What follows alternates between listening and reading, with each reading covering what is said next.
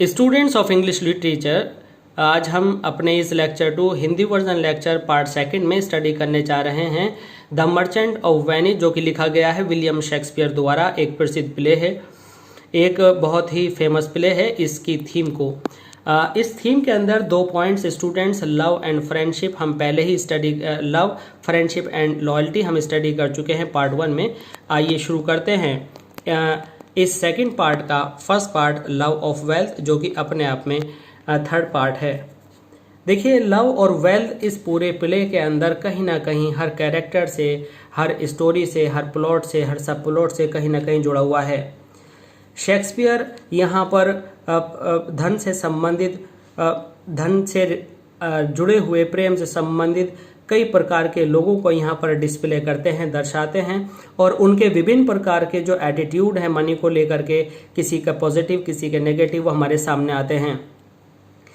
Characters जो इस play के अंदर हैं, आप देखेंगे कि सबका रुझान मनी के लिए अलग अलग है।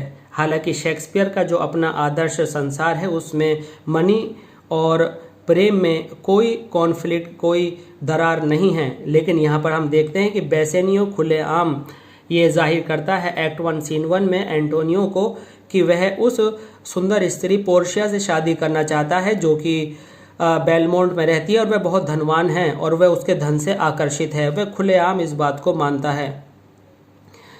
हालांकि जब ये आगे बढ़ता है तो हम देखते हैं कि वह पूरी तरह से धन में लिप्त नहीं रहता। जब वह पोर्शिया का हाथ जीत लेता है तो वह अपने दोस्त की मदद करने के लिए किसी भी सूरत में तत्पर रहता है। वह यह नहीं भूलता कि वह केवल रुपया उसको चाहिए, इस विचार में नहीं रहता, और कहीं ना कहीं उस पर एक अच्छा विचार आता है कि वह अपने दोस्त की हेल्प करना चाहता है, और उसके लिए केवल स्वयं धन प्राप्त करना सब कुछ नहीं रहता।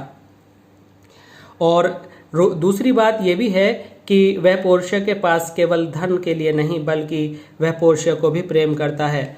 अब दूसरे कैरेक्टर्स को जब हम धन से संबंध में जोड़कर देखते हैं तो हम देखते हैं कि कहीं ना कहीं दूसरे लोग भी रुपए से जुड़े हुए हैं। एंटोनियो को भी पैसों की ज़रूरत है, एंटोनियो भी पैसों से लव करता है, उसको लव फॉर वेल्थ है, क्योंकि उसे अपने दोस्त की मदद करनी है और किसी भी तरह से अपने दोस्त को उसका जो फॉर्चून है, उसका जो लक है, पोर्शिया से मिलने भेजना है और पोर्शिया को जीतने में उसकी हेल्प करनी है। तो इस तरह से हम देखते हैं कि एंटोनियो धन से प्यार करता है, लेकिन अपने दोस्त की खातिर वह अपने जीवन को भी रिस्क में डालकर देता है।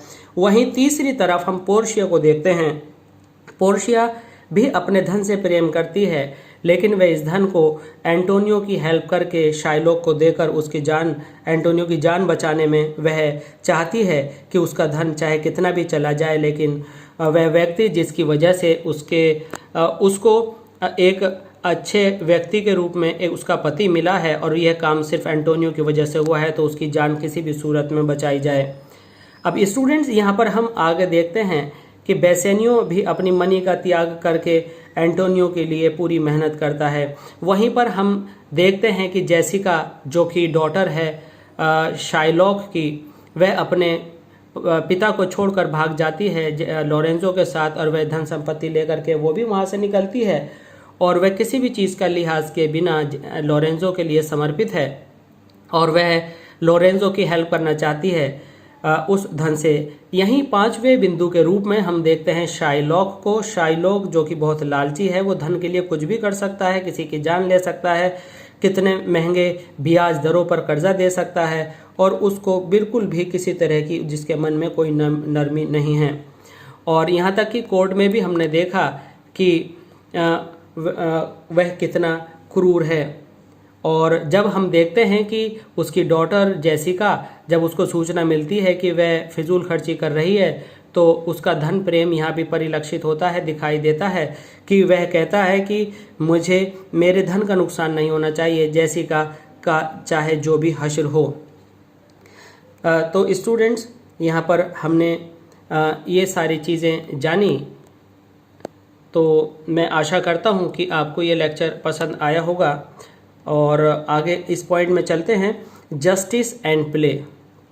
स्टूडेंट्स, जस्टिस एंड प्ले इसके अंदर न्याय है, इसके अंदर जस्टिस एंड मर्सी, सॉरी हमारा थर्ड पॉइंट है जस्टिस एंड मर्सी।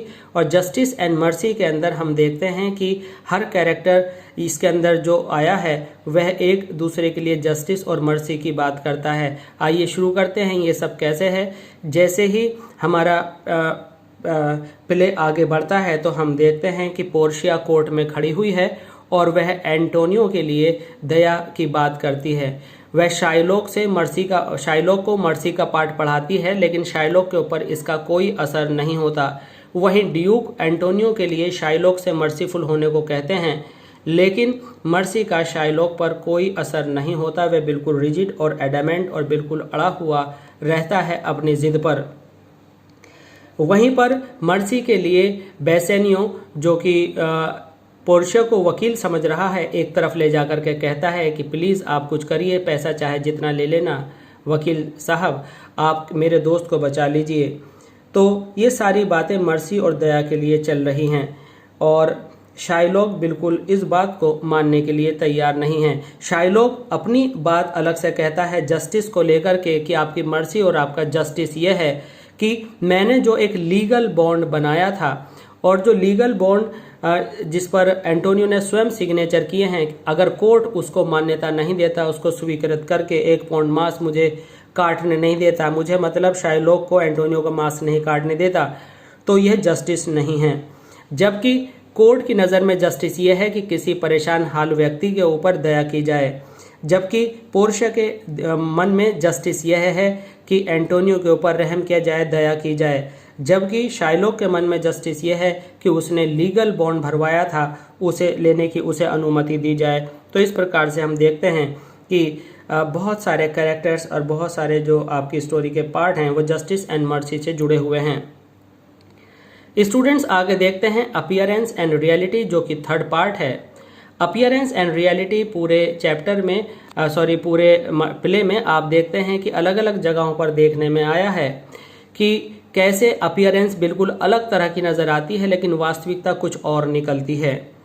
पूरा the merchant of Venice depend करता है अपीयरेंस एंड रियलिटी पर, और प्लॉट और प्रेजेंट एटमॉस्फेयर में ये पूरी स्टोरी लाइन अवेलेबल कराता है। आइए शुरू करते हैं अपीयरेंस एंड रियलिटी को लेकर।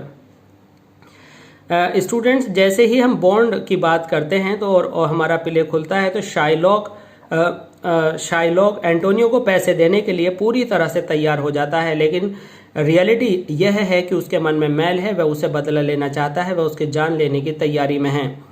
यह उसका अल्टीरियर मोटिव है और वह रिवेंज लिए बिना छोड़ना नहीं चाहता। वहीं दूसरी ओर जब हम जेसिका को देखते हैं, जेसिका जो अपने पिता के सामने, शाइलोक के सामने बिल्कुल सबमिसिव रहती है, बिल्कुल एक विनम्र तरह से बात करती है, अपने पिता के जाते ही उसका दूसरा रूप रियलिटी सामने देखने को मिलती है और वह लोरेंजो के साथ भाग जाती है। वहीं पर इस आउटवर्ड अपीयरेंस और को कहा गया लायबल टू बी डिसेप्टिव, कि बाहरी दिखावा खतरनाक होता है, ये धोखे में ला सकता है स्टूडेंट्स। तो यही चीज़ हम लॉटरी ऑफ द कैस्केड्स में पूरी तरह से देखते हैं। ये एक परीक्षा जो कि आने वाले राजकुमारों के सामने और महानुभावों के सामने रखी गई थी, उसमें दिखता कुछ है और निकलता कुछ है। पूरा वह प्लॉट इसी पर आधारित है। जैसे ही आप देखते हैं कि सामने लिखा रहता है गोल्ड कैस्केट पर, who choose me shall gain what many man desire, जो मुझे चुनेगा, गोल्ड कैस्केट पर लिखा है हु चूज मी, जो मुझे चुनेगा उसको वह मिलेगा जिसका कोई भी व्यक्ति डिजायर करता है, इच्छा करता है। सिल्वर कैस्केट पर लिखा था कि जो मुझे चुनेगा उसको वह मिलेगा जिसको वह डिजर्व करता है। इसी तरह से लेड कैश पर लिखा था कि यदि मुझे जो भी चुनेगा उसे सब कुछ हेल्थ और हैजर्ड में रिस्क में लेना पड़ेगा। तो यहाँ पर प्रिंस ऑफ मोरक्को भी धोखा खा जाते हैं रियलिटी में, और प्रिंस ऑफ अरेगन भी धोखा खा जाते हैं, लेकिन स्टूडेंट्स सही कैस्केट चुनी जाती है ना धोखा खाने की वजह से बेसेनियो के द्वारा, और बेसेनियो सही कैस्केट चुन लेता है क्योंकि वो अपीयरेंस एंड रियलिटी में डिफरेंस करना जानता है। तो स्टूडेंट्स बस यही सब कुछ था इस लेक्चर 2 पार्ट 2 में अपीयरेंस एंड रियलिटी में। आई होप कि आपको ये लेक्चर पूरी तरह समझ में आया होगा। प्लीज़ सब्सक्राइब माय चैनल और ऐसी classes of English language. Please students comment कीजिए, शेयर कीजिए और लाइक कीजिए। थैंक्स।